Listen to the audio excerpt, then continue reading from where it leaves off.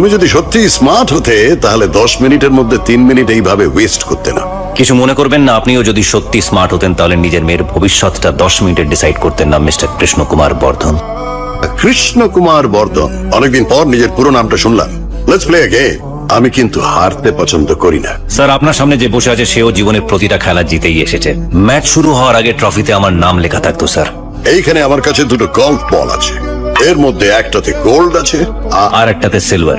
তুমি যদি এর থেকে গোল্ডটাকে সিলেক্ট করতে পারো তাহলে আমি নিজে দাঁড়িয়ে থেকে আমার মেয়ের সঙ্গে তোমার বিয়ে দেবো। আর যদি সিলভার হয়, মাই চয়েস ইজ দিস। জেতা একটা স্বভাব। আসলে কি জানেন স্যার, আপনি এতদিন যাদের সাথে খেলে এসেছেন তারা আনাড়ি ছিল। তাদের মধ্যে জেতার ইচ্ছেটা কম আর হারার ভয়টা বেশি ছিল।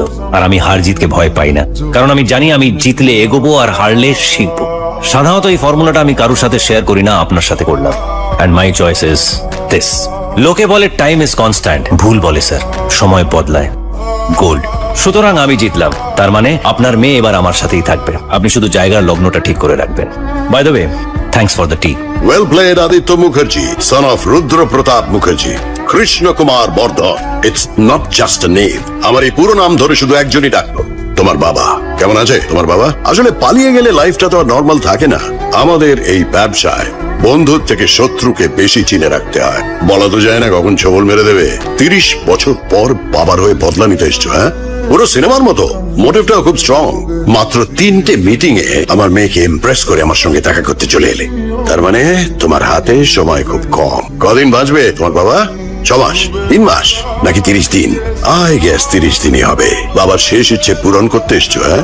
তোমার বাবা তোমাকে কি বলেছে? আমি তাকে ঠকিয়েছি।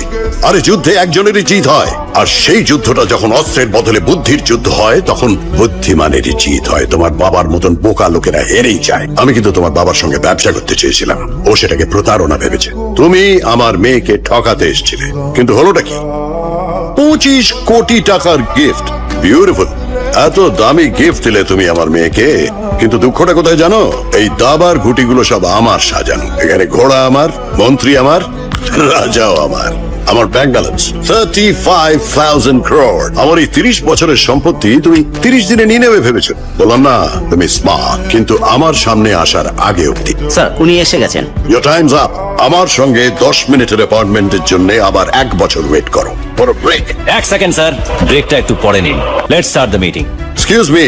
আসলে গ্র্যাম অ্যান্ড ওয়ার্নারের 50% শেয়ার হোল্ডার আপনার সামনে বসে আছে। আপনার বার্থডে ইনভিটেশন পেয়ে গিফট দিয়ে আপনার সাথে ফটো তুলতে এসেছি। সবার সামনে আপনার মুখোশ খুলে আপনার নামটা ধুলোয় মেশাতে এসেছে। এই বাটারফ্লাই পেন্টিংটা তো আপনার মেয়ে আপনাকে গিফট করেছে, তাই না? আর আজকে এই স্পেশাল দিনে আমার তরফ থেকে আপনাকে কোনো গিফট না দিলে হয়?